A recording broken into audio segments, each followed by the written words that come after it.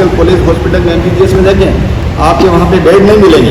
इतनी संख्या में डेंगू के केसेज आ रहे हैं। रिपोर्टेड हमारे पास में आज की तारीख में 218 से ज़्यादा डेंगू के केसेज। यही चालान काटने की परिपाटी यहाँ शुरू की जाए, आपकी औचक निरीक्षण किया जाए आपके विभाग के अधिकारी के द्वारा। जहाँ भी उधर पात्र में पानी भरा हुआ है या कहीं लोगों ने बड़े बड़े टंकियाँ भरी उसमें पात्र में पानी, उनको चालान काटिए। आपके प्रेस कॉन्फ्रेंस के माध्यम से उदयपुर जिले में या पूरे राजस्थान में जो सीजनल डिजीज यानी मौसमी बीमारियों के मलेरिया और डेंगू का जो प्रकोप बढ़ रहा है उसके बारे में चर्चा के माध्यम से आपके माध्यम से आम जन को हम संदेश देना चाहते हैं कि आमजन इसमें प्रशासन को चिकित्सा स्वास्थ्य विभाग को किस तरह से हमें सहयोग कर सकता है, क्योंकि हर साल सीजनल डिजीज में मलेरिया और डेंगू का प्रकोप बढ़ रहा है और इस समय हमारे जिले में मलेरिया डेंगू के बहुत ज़्यादा केसेज आ रहे हैं। हॉस्पिटल में हम देखेंगे बहुत सारे केसेज हॉस्पिटल एडमिट हैं।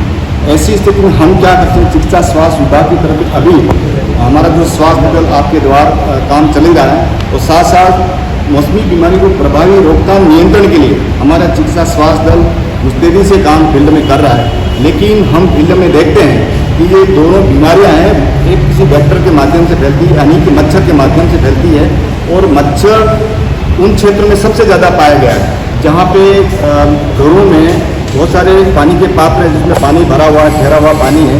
उसमें स्वच्छ पानी में हमारा जो मच्छर है अंडे देता है, अंडे के बाद लार्वा आते हैं, लार्वा का मच्छर बनता है।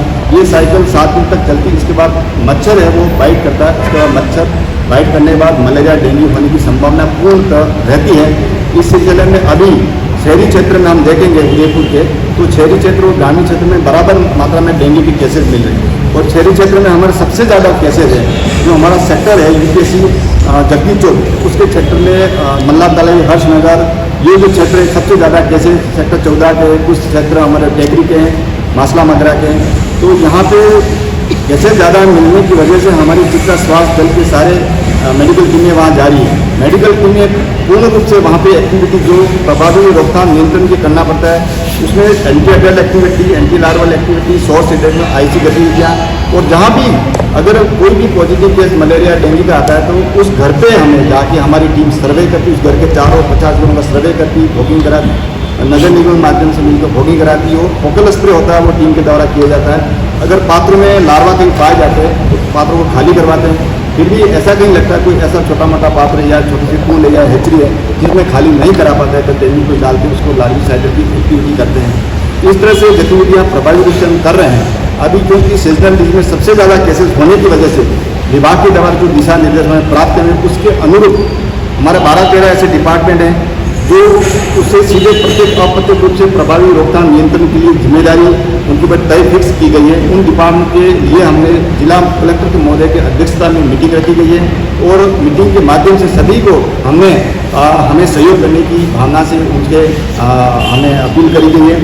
साथ साथ में ये भी पाया गया कि शहरी क्षेत्र में सबसे ज़्यादा जो केसेज आ रहे हैं उसको प्रभावी नियंत्रण रोकथाम के लिए फॉगिंग जो है नगर निगम के माध्यम से करना है। 2 बार हम फॉगिंग करा चुके हैं, अब की बार फॉगिंग का प्लान पूरा कर दिया है। उसके साथ में मेडिकल टीम है, क्योंकि अभी आप देख रहे 2-3 दिन से बरसात हो रही है, इसकी वजह से फॉगिंग हो नहीं पा रही, लेकिन जैसे ही अब बरसात बंद होती फॉगिंग शुरू कर दिया है तो प्रभावी रोकथाम नियंत्रण की हमारी टीमें लग रही हैं। क्योंकि इस समय सबसे ज़्यादा केसेज मिलने की वजह से हमने ये भी देखा गया कि जो पात्र हैं उसमें ये लार्वा पाए जाते हैं। लार्वा से पहले मच्छर वहाँ एक देता है, एक के बाद लार्वा से मच्छर बनता है। तो प्रभावी रोकथाम नियंत्रण की हम क्या क्या गतिविधियाँ करें, 12 से ज़्यादा मलेरिया कैसे, ऐसी स्थिति में प्रभावी नियंत्रण रोकथाम के लिए हम क्या कर सकते हैं।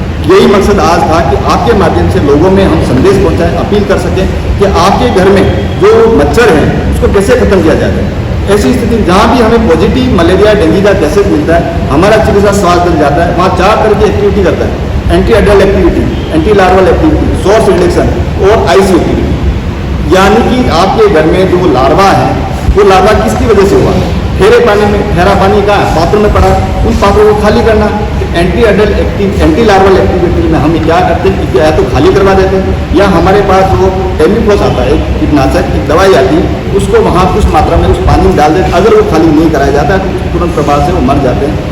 इसके बाद एंटी एडल्ट एक्टिविटी, आपके वहाँ जो मच्छर है वो मच्छर खत्म हो जाना चाहिए। अगर भारी क्षेत्र में मच्छर है, गलियों में है, रोड पे, उसके लिए नगर निगम उसकी जिम्मेदारी होती है वो फॉगिंग कराए, वो प्लान बना के हर बोर्ड में फॉगिंग कराता है। उनके साथ हमारी मेडिकल हेल्थ टीम रहती है। अगर किसी को कोई प्रॉब्लम नहीं, फॉगिंग की जो गैस आती, अगर उसकी वजह से किसी को प्रॉब्लम हो जाए तो उसके साथ एहतियाती तौर पर हम मेडिकल टीम रहती है। लेकिन घर के अंदर एंटी एडल्ट एक्टिविटी हमारी मेडिकल हेल्थ टीम जाती है, वहाँ पे फोकल स्प्रे करती है पायरेथ्रम का। फोकल स्प्रे में हम पूरा उनको बताते हैं यहाँ आप फोकल स्प्रे करा के जो मच्छर वहाँ पे हों उनको खत्म किया जा सके। इस तरह से anti adult activity, anti larval activity, आप जहाँ पे पॉजिटिव केस मिलता है उस घर के आसपास 50 घरों में हमारी टीम जाती, सर्वे करती, उन घरों में अंदर तह तक जाती, पात्रों को खाली करवाती, anti adult anti larval activity उनको समझाइश की जाती। आगामी 3 महीने हमारे लिए बहुत ज़्यादा क्रिटिकल है। आगामी 3 महीने में मलेरिया डेंगू बहुत ज़्यादा हो सकते हैं। अगर मलेरिया डेंगू हो गया तो आप देखते हैं आज की तारीख में डेंगू इतने ज़्यादा कैसे जा रहे हैं और उनकी 24 घंटे में प्लेटलेट्स की कमी होने की वजह से उनकी कमी, इम्यूनिटी कमी और बहुत सारे लक्षण आते हैं। अगर डेंगू का कोई पर्टिकुलर इलाज नहीं, कोई एंटीडोट नहीं है, ये एक सिम्टोमेटिक इलाज करें। ऐसी स्थिति में प्लेटलेट्स की कमी होने की वजह से हम प्लेटलेट चढ़ाने पड़ते। प्लेटलेट कहाँ से लाएं? रोज़ हमारे पास फ़ोन आते हैं प्लेटलेट की व्यवस्था करो। प्लेटलेट की प्रोडक्शन नहीं होता है, किसी खून जो डोनेट करें उनके माध्यम से हमें देना होता है। ऐसी स्थिति में हम समझते हैं कि आप कितने जिम्मेदार हो, कितने आप सहयोग दे सकते हो, अपने घर से आप शुरुआत कैसे कर सकते हैं। तो इस संबंध में जिला कलेक्टर महोदय के अध्यक्षता में हमारी मीटिंग हुई है। नगर निगम, जिला परिषद, आला अधिकारी वहाँ पहुँचे थे। उनको सभी को जो जिम्मेदारी फिक्स की थी उनको जिला कलेक्टर महोदय ने पत्र लिख के उनको भी निर्देशित किया, आपके क्षेत्र में जो इशूज़ हैं उसको आप देखें। अभी सरकार ने एक नवाचार किया है ODK ऐप। ODK ऐप में वेक्टर बर्न डिजीज में 3 QR कोड आते हैं। पहला है कि वेक्टर बर्न डिजीज, उसके लिए इशूज़ देखते हैं हमारी मेडिकल हेल्थ के सारे जो कार्मिक है, आशा, NM, LHG कोटा में किया हाईएस्ट केस डेंगू के निकलते, क्योंकि वहाँ कोचिंग संस्थान चलती है तो बहुत सारा पानी भरा रहता था, तो वो अच्छा खासा में चालान काटा।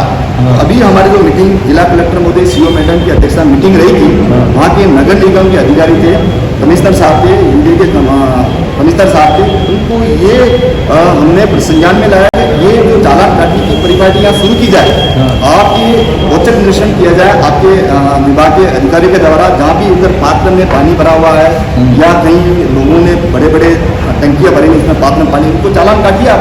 आप 200-300 का चालान काट के आप शुरू करें और मीडिया में दें। मीडिया में देंगे, लोगों को पता चला कि इस तरह से हमें अगर हमारे घर में ध्यान नहीं रखें और विभाग आके चालान काटेंगे तो हमारी बदनामी होगी। तो दोनों चीज़ें, चालान काटने से प्रभाव पड़ता है। तो चालान काटने की गतिविधियाँ हुई है, अभी कुछ 10-15 चालान काटे उन्होंने। अच्छा, काटे नगर।